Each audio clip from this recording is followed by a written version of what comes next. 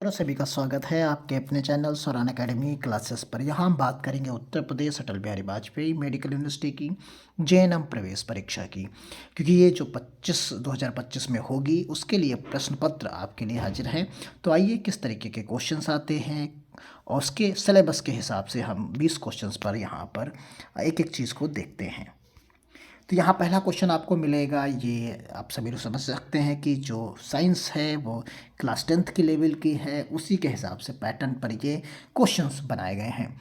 Which element is the backbone of organic compound. तो backbone of organic compound का जो है यानी कार्बनिक यौगिकों का मुख्य तत्व कौन सा है। तो आप यहाँ पर देखेंगे, आप सभी लोग जानते हैं, केवल क्वेश्चन यहाँ पर ऑप्शंस बी रहेगा यानी कार्बन रहेगा। तो carbon forms the backbone of all organic compounds due to its ability to form long chain and ring by catenations. तो यहाँ स्वयं के साथ बंध बनाने की क्षमता इसमें होती है, इसी वजह से कार्बन पर पूरा का पूरा जो है दारोमदार रहता है एक तरीके से, और ये मुख्य तत्व के रूप में काम करता है। क्वेश्चन नंबर 2 की बात करते हैं, what is the simplest hydrocarbon. तो जो सिंपलेस्ट हाइड्रोकार्बन है वो कौन सा है, तो आप सभी लोग जानते हैं वो मीथेन है। इसका फॉर्मूला भी आप सभी लोग जानते हैं, CH4 होता है। तो ये सबसे सिंपलेस्ट यानी सरल हाइड्रोकार्बन कौन सा है उसके बारे में आप समझ गए होंगे। Question number 3, what is the functional group of alcohol. तो एल्कोहल का जब IPC नेम और बाकी चीज़ों को लिखते हैं तो वहाँ पर फंक्शनल ग्रुप कौन सा इस्तेमाल करते हैं, तो वो OH होता है। तो यहाँ पर आप ऑप्शन ए पाएंगे, OH जो है functional group of alcohol such as ethanol. जैसे एथनॉल इन्होंने उदाहरण एक लिया, मेथनॉल हो सकता है, एथनॉल हो सकता है, कुछ भी। तो इस हाइड्रोक्सिल जो ग्रुप है उसे ही कहा जाता है, तो यानी क्रियात्मक समूह जिसे आप कहते हैं। क्वेश्चन नंबर 4 की बात करते हैं। क्वेश्चन नंबर 4 में which of the following is the saturated hydrocarbons. जो ऑप्शंस दिए गए हैं उनमें सेचुरेटेड हाइड्रोकार्बन्स कौन सा है, तो यहाँ पर आप देखेंगे मीथेन है, इथीन है, इथाइन और बेंजीन। तो एन जो है एन वाला सिंगल बॉन्ड वाला वो हमारा संतृप्त हाइड्रोकार्बन्स है या सेचुरेटेड है, बाकी अनसेचुरेटेड होते हैं। तो जिसमें सिंगल बॉन्ड है वही यहाँ रहेगा कि saturated hydrocarbons contain only single bond. तो यहाँ पर कार्बन परमाणुओं के बीच में केवल एकल बंध होते हैं। तो आप सभी लोग जानते हैं एल्केन, एल्कीन और क्या होता है एल्काइन। तो एक में 3 बॉन्ड होते हैं, एक में 2 बॉन्ड होते हैं और एक में सिंगल बॉन्ड के तहत होता है। तो यहाँ पर जो है आपका ऑप्शन ए सही रहेगा। क्वेश्चन नंबर 5 है, what is the formula of acetic acid. तो एसिटिक एसिड्स के रूप में आप यहाँ पर देखेंगे तो यहाँ पर आपको मिलेगा C2H4O2 के रूप में। तो ये ऑप्शन सी आपका यहाँ पर सही रहेगा। Molecular formula of acetic acids C2H4O2 as contain carboxylic acidic group, यानी ये COOH जो है इसमें क्रियात्मक समूह है वो ऐड होता है, तो ये कार्बोजिलिक अम्ल समूह इसमें ऐड रहता है। क्वेश्चन नंबर आप देखेंगे question number 6, what is the common name of ethanoic acids. तो एथेनोइक एसिड्स का आप सभी लोग जानते हैं कॉमन नेम क्या होगा। एथेनोइक एसिड का फार्मूला देख सकते हैं, तो ये होता है CH3COOH होता है। कार्बोजिलिक एसिड इसमें भी होता है, तो ये हमारा होगा सिरका को कहा जाता है यानी विनेगर को। ऑप्शन बी आपका यहाँ पर जो है सही है। Question number 7, which hydrocarbons has a triple bond. अभी हमने बताया जैसे किसी में सिंगल बॉन्ड्स होते हैं, किसी में डबल बॉन्ड और किसी में ट्रिपल बॉन्ड। तो यहाँ पर ट्रिपल बॉन्ड की बात की तो ये जानते हैं इथाइन होता है इसका। तो इथाइन इसमें ट्रिपल बॉन्ड होते हैं और इसका फॉर्मूला जो होता है इसका जो केमिकल फॉर्मूला जो हमारा होगा C2H2 के रूप में ये होता है। तो यहाँ पर आप देखेंगे एसिटिलीन। और क्वेश्चन नंबर 8 की बात करते हैं, यहाँ पर IUPAC नेम पूछा गया है, कौन सा इसका IUPAC नेम होगा। तो आप देख सकते हैं, काउंटिंग कर सकते हैं। तो जब काउंटिंग करेंगे 1 2 तो यहाँ पर 2 आपको मिल जाते हैं।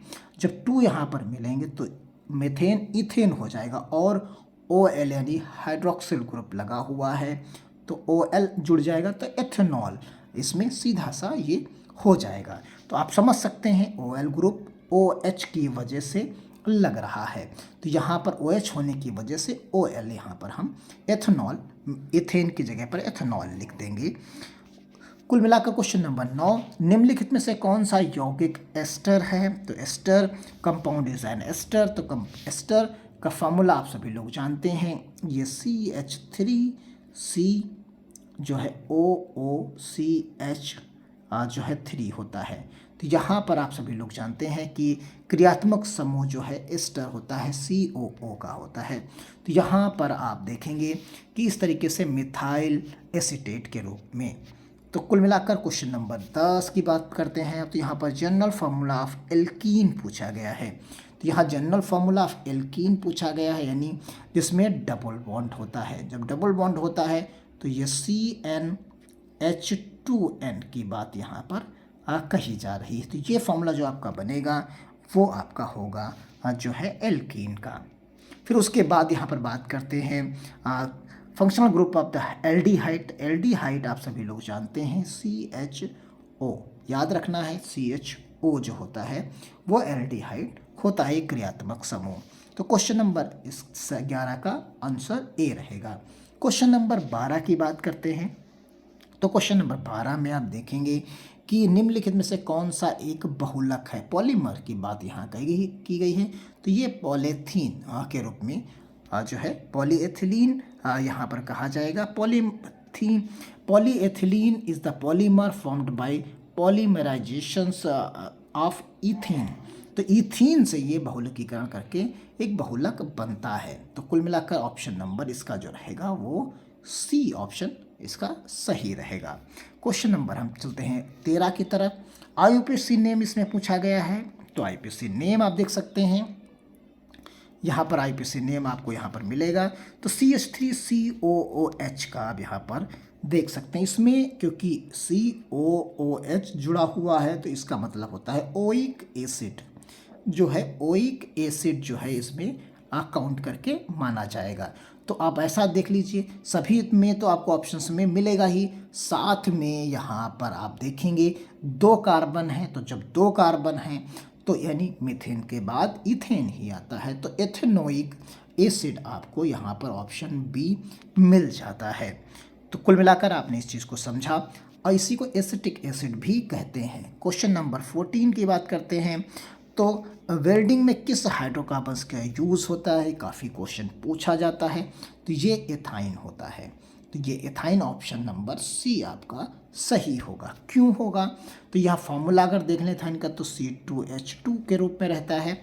इसका acetylene is used in welding due to its high temperature flame, क्योंकि ये हाई टेम्परेचर फ्लेम प्रोवाइड कराता है और इसका उच्च तापमान की ज्वाला इसमें होती है, इसीलिए इसे प्रयोग में लाया जाता है। क्वेश्चन नंबर 15 की बात करते हैं। मेथेन यानी निम्नलिखित में से कौन सा असंतृप्त हाइड्रोकार्बन है? तो आपको हमने स्टार्टिंग में बताया कि बॉन्ड 1 हो, 2 हो और 3 बॉन्ड हो किसी में। तो ये चीज़ें जो हैं ये अनसेचुरेटेड हाइड्रोकार्बन्स होती हैं और ये सेचुरेटेड हाइड्रोकार्बन्स होता है। तो यानी आप देख सकते हैं मेथेन यानी एन वाला, एथेन एन वाला यानी सिंगल बॉन्ड वाला है, ये भी सिंगल बॉन्ड, ये भी सिंगल बॉन्ड, और यहाँ पर प्रोपेन भी सिंगल बॉन्ड। तो यानी कुल मिलाकर सिंगल बॉन्ड के आपको यहाँ पर जो मिलते हैं, एक ये मिलेगा, एक यहाँ पर मिलेगा, देखिए एथेन मिलेगा और एक ये मिलेगा। ये तीनों जो हैं सिंगल बॉन्ड के हैं और यहाँ पर आपको एथीन मिलेगा, ये आपका डबल बॉन्ड का है। तो ऑप्शन कौन सा सही हो गया? ऑप्शन आपका C सही हो जाता है, double bond between carbon atom. तो क्वेश्चन नंबर 16 में आप देखेंगे what is the main component of biogas. तो बायोगैस में मेन कंपोनेंट कौन सा होता है? तो बायोगैस का मुख्य घटक क्या है? तो ये आप सभी लोग जानते हैं, बहुत क्वेश्चंस पूछा जाता है, मेथेन होता है। इसका फार्मूला आप सभी लोग जानते हैं CH4 होता है। तो ये हाई स्कूल लेवल की साइंस इसमें होती है और इसमें फिजिक्स, केमिस्ट्री और बायो तीनों पोर्शंस होते हैं। हम फिलहाल अभी जो है चौथे वीडियो में तक अभी हम केमिस्ट्री पर ही डिस्कशन कर रहे हैं। इसी तरह आगे बढ़ते रहेंगे, फिजिक्स और बायो की भी बात करेंगे। तो लगातार आप वीडियोस देख सकते हैं। ये आप जो वीडियो देख रहे हैं इस वक्त ये चौथा वीडियो है। इसके बाद भी आगे वीडियोस मिलेंगे, पिछले भी 3 वीडियोस हैं उनके भी आप क्वेश्चंस देख सकते हैं। मिलते हैं अगले क्वेश्चन के साथ। हैं यहाँ पर क्वेश्चन नंबर 17, कीटोन। कीटोन आप सभी लोग जानते हैं जो है सी के साथ ओ होता है यहाँ पर सिंगल, तो वही कीटोन कहलाता है। और यहाँ पर जो है क्रियात्मक समूह इसे कहा जाता है और ये कार्बन के साथ जुड़ा हुआ होता है। तो ये आप देखेंगे सी ओ यानी ऑप्शन ए आपका सही है, क्योंकि ये आप जानते हैं ओ एच जो है दूसरा है एल्डिहाइड है, फिर सी ओ एच ओइक एसिड है। तो यानी तीनों आप जब सभी याद होंगे तो आप आसानी से बता भी पाएंगे। क्वेश्चन नंबर 18 की बात करते हैं। तो 18 में आप देखेंगे अचार में संरक्षक के रूप में किस यौगिक का उपयोग किया जाता है। तो ये एसिटिक एसिड होता है। इसका फॉर्मूला आप देख लीजिए, CH3COOH होता है। तो ये इसका फॉर्मूला होता है, ये एसिटिक एसिड है। ऑप्शन बी होता है। इसी से प्रिजर्वेटिव इन पिकल्स यानी अचार में हम एंटी माइक्रोबॉयल्स प्रॉपर्टीज़ के रूप में यानी रोगाणु रोधी गुण इसमें होता है, इसीलिए इसे हम उपयोग करते हैं। क्वेश्चन नंबर जो है 19 की बात करते हैं। तो question number 19, what is the general formula of alkynes. तो जनरल फार्मूला आप एल्काइंस का पढ़ रहे हैं, जिसमें जिसकी बात करते हैं ट्रिपल बॉन्ड। इसमें क्या होता है, ट्रिपल बॉन्ड होता है।